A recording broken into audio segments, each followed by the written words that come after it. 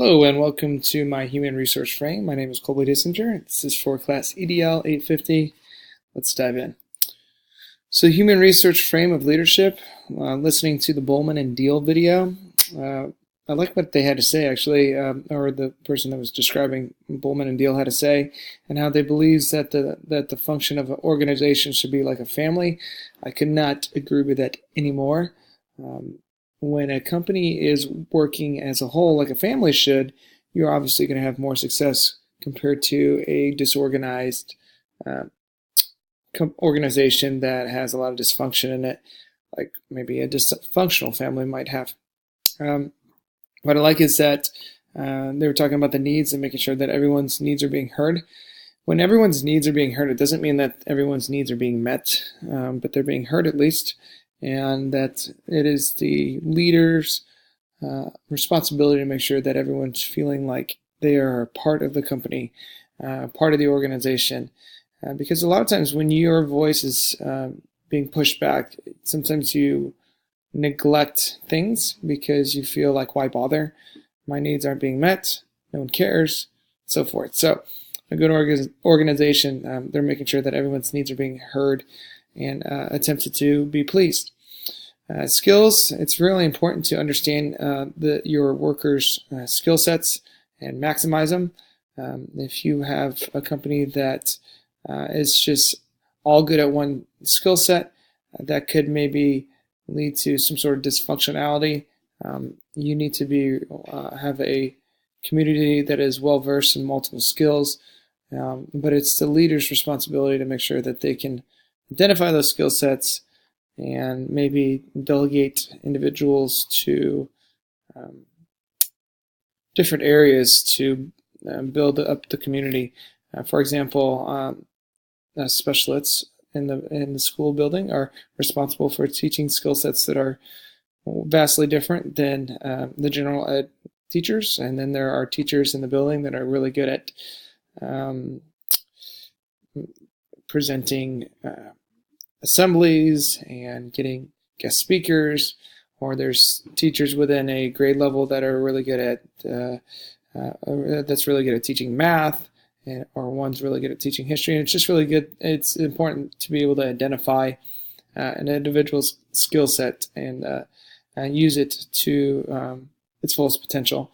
And then obviously, when you have an organization that has a strong relationship, then you're probably going to have more success. Anytime you have a lot of friction in a company or in a school, in our example, in a school building, other people are going to take the brunt of it. And in our line of work, the other people are the students, and that's really unfortunate and not fair to the students that the organization is not functioning as a whole. Because now their learning experience is going to be hindered by that. If I were to have a building leadership hierarchy pyramid, this is probably how I would build it. But I think that it could adapt over time for sure. But I do believe that, like any organization, they need a CEO, and that would be the principal. And the principal is the one that's going to take the brunt of some the issues, but also they're hopefully going to be steering the school in a positive direction where students and teachers can find a lot of success. I think a lot of people might be flip-flopping these next two parts of the pyramid, but I'm going to put teachers in front of the students. That's not because I think that students are more important.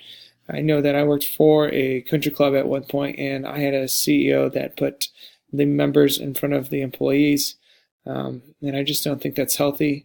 I think that you need to, as a boss, make sure that your employees are top priority, because they in return will give you an amazing product if they feel prioritized over the members or the students, and then therefore the students and members will have a much more enjoyable experience. This third tier would be the students for me.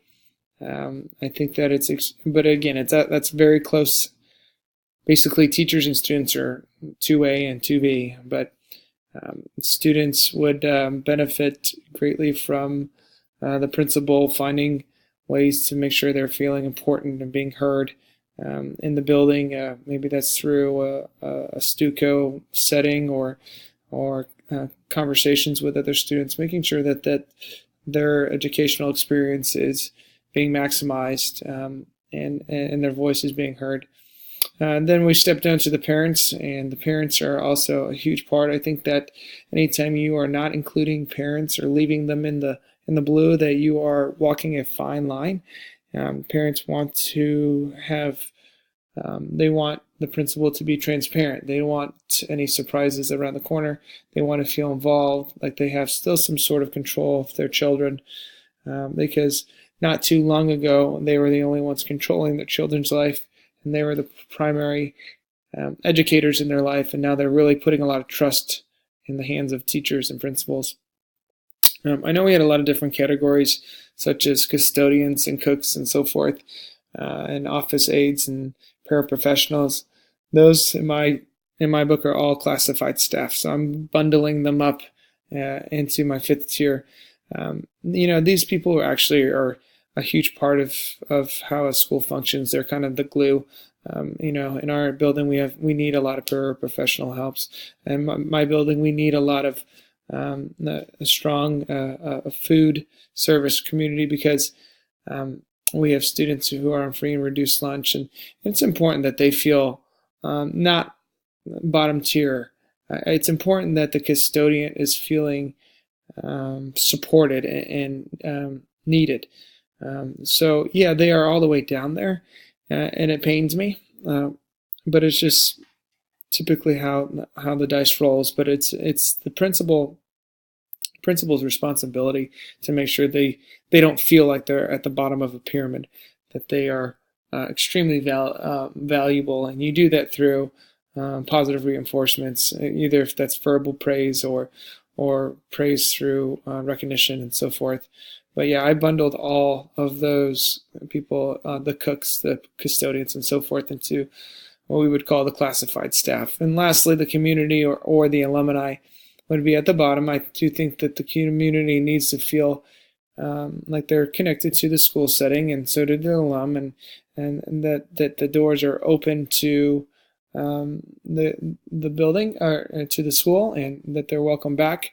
I think that one thing I wish my school would do is the school that I'm at is near a really quaint town, and I wish that the community, the local businesses and so forth were really connected to the elementary school, and we were doing a lot of cross help where the kids are maybe working with local businesses to I don't know, just to kind of broaden their educational experience and feel close to the city itself. And also, I think that it's important that former students come back and maybe help educate or help the current students. I think that's just a special moment that you can have. I know that I have a former student helper that comes back and helps my students, and brings a lot of joy to him, and brings a lot of joy to the students too. So that would be my building leadership pyramid hierarchy. I really enjoyed this class, so I'm sad to see it go, but I only have one more class after this, and I hope you guys all had a wonderful semester. Have a Merry Christmas. Take care.